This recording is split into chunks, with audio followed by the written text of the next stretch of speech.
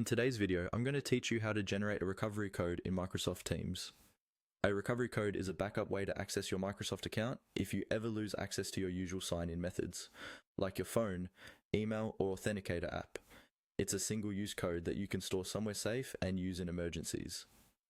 In this walkthrough, I'll show you how to get to the right place through Microsoft Teams on the web and generate that code from your Microsoft account security settings.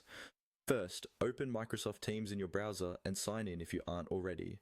Once you're on the main Teams page, look at the upper right corner of the screen. You'll see your profile icon there. This might be your initials, a photo, or a generic user icon. Click on that profile icon to open a small menu with account-related options. From the drop-down menu that appears, look for the option that says My Microsoft Account. Go ahead and click that. Teams will then open a new tab or window that takes you to the Microsoft Account portal. If you're prompted to sign in again, use your usual Microsoft credentials and complete any verification steps that appear.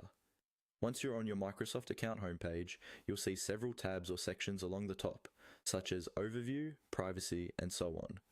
Find the one labeled Security and click on it. This is where Microsoft keeps all the tools and settings related to protecting your account, including passwords, two-step verification, and recovery options. After clicking Security, you may be asked to verify your identity again, especially if you haven't visited this page in a while. This could involve entering a code sent to your email or phone, or confirming through an authenticator app. Follow whatever prompt appears on screen. This extra step is normal and is designed to keep your account safe. Once you've passed that security check, look for the area related to advanced security or account recovery.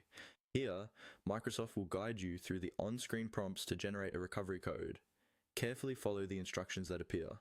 When your recovery code is generated, make sure you save it somewhere secure and offline, such as a password manager, a lock note, or a printed copy stored in a safe place.